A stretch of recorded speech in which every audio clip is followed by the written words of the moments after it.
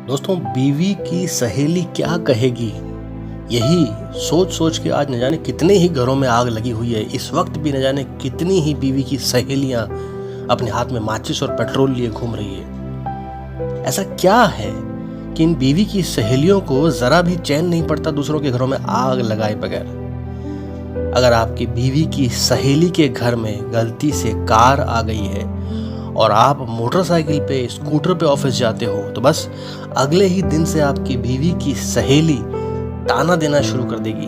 बड़ी मुश्किल से मेरे पति ने जो है कार ले ली है, हम तो मज़े से अब कार से घूमने जाते हैं, मेरा पति कार से ऑफिस जाता है, समाज में एक इज्जत है, रुतबा है। तुम्हारे पति मोटरसाइकिल से ऑफिस जाते हैं, तुम भी कार क्यों नहीं ले लेती?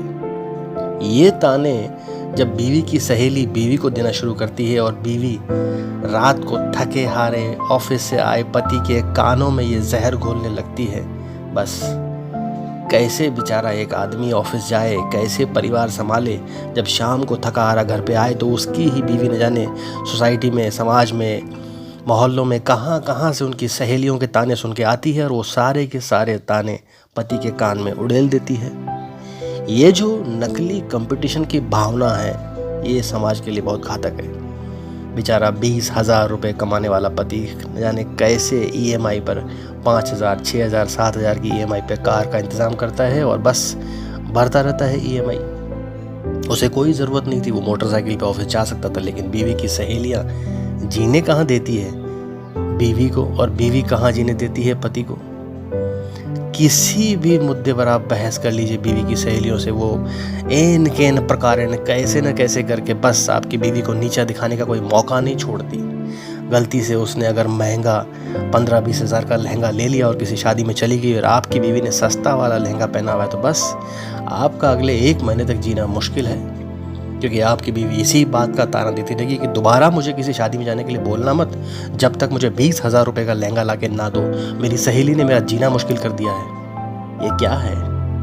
ये कैसी सहेलियाँ हैं? कैसा समाज है? इस देश में अधिकतर आपने सुना होगा कि जहाँ भी 4 औरतें बैठ गई, वो सिर्फ और सिर्फ अपने ही घर की छोटी छोटी चीज़ों की तुलना करती रहती है, एक दूसरे पे धौंस जमाती रहती है। मैं मिक्सी लेके आई, हमारे यहाँ गाड़ी आई, हमारे यहाँ घर के नया पेंट करवाया है, हमारे यहाँ नया घर बनवाया है, घर में इंपॉर्टेंट शीशे लगवाए हैं, इंपॉर्टेंट सामान आया है। बस यही मुद्दा रह गया है इस देश की औरतों को बात करने के लिए। क्या कभी आपने देखा है कि गली मोहल्ले में 4 औरतें बैठी है, समाज में किसी भी पार्टी में, किसी फंक्शन में 4 औरतें बैठी है और उन्होंने कभी देश के बारे में बात की हो, कभी राजनीति के बारे में बात की हो, कभी स्वास्थ्य के बारे में, कभी शिक्षा के बारे में, कभी भ्रष्टाचार के बारे में बात की हो? सवाल ही नहीं उठता।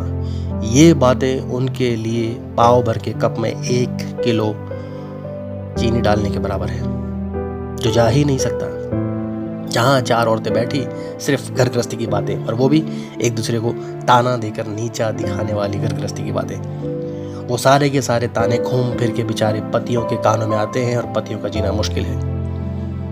आपको जान के हैरानी होगी कि औरतों के इसी कंपटीशन भरे बर्ताव की वजह से इस देश के एक राज्य में दहेज के इतने केस बढ़े। क्यों? क्योंकि कई लड़कियों का बाल विवाह हुआ था। अब बाल विवाह में लड़का और लड़की बड़े होकर कैसे बनेंगे ये पता नहीं चलता, लेकिन जब मर्द बड़ा होकर, किसी का काला है, किसी का सांवला है, किसी का कम पैसा कमाता है, किसी की नौकरी नहीं लगी, कोई बेचारा कमज़ोर है, और जब उन बीवियों की सहेलियों ने ताने देना शुरू किया, अपने पतियों से तुलना करना शुरू किया, तो बीवियों ने अपने इन बेचारे कमज़ोर, काले और कम कमाने वाले पतियों से छुटकारा पाने के लिए उन पर दहेज का नकली केस थोपा। हालात इतने बड़े कि मर्दों ने गृहस्थी से बचने के लिए संन्यास तक लेना शुरू कर दिया। बहुत सारे किस्से ऐसे आए कि लोग घर गृहस्थी छोड़कर संन्यास ले गए, बेचारे चले गए आश्रम में, हरिद्वार में, पहाड़ों में। इतने सारे घर टूटे इन बीवी की सहेलियों के तानों की वजह से। क्यों? क्योंकि बीवी की सहेलियों ने ताने दे दे कर मर्दों का जो जीना मुश्किल किया था। इस चक्कर में न जाने कितने ही घर गृहस्थियां उजड़ गई। अगर सच वाले केस हैं तो कोई बात नहीं, उसका न्याय होना चाहिए, लेकिन झूठे केसों का क्या?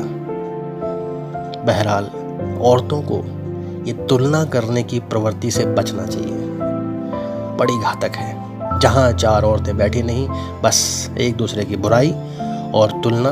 घर में अगर 2,000 रुपये का सामान भी अगर आ गया है तो उसका भी गुणगान किए बगैर वो 4 दिन तक रह नहीं सकती अपनी सहेली के सामने, और अपनी सहेली को मजबूर किए बिना भी नहीं रह सकती कि जब तक वो भी ना खरीद के लेके आए तब तक वो दोनों सहेलियां साथ बैठकर बात करने लायक एक दूसरे के लिए बन नहीं पाती।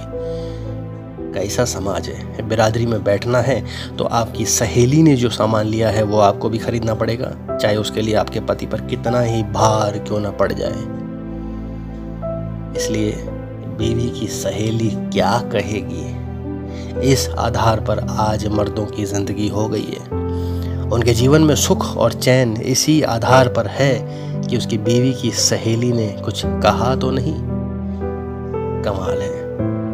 ऐसा हो रहा है और ऐसा होता रहेगा कब तक पता नहीं। काश ये बीवी की सहेलियां कुछ अच्छा भी सोचे, अच्छा भी बोले। जहां 4 औरतें बैठे वहां देश की, स्वास्थ्य की, शिक्षा की, बेरोजगारी की, इनकी भी बातें करें, लेकिन घर की 4 दीवारी के अलावा उन्हें कुछ सोचता ही नहीं। दोस्तों, ये किस्सा मेरे जहन में था, मैंने आपके साथ शेयर किया। उम्मीद आपको पसंद आएगा। अगर आए तो इसे शेयर ज़रूर करना।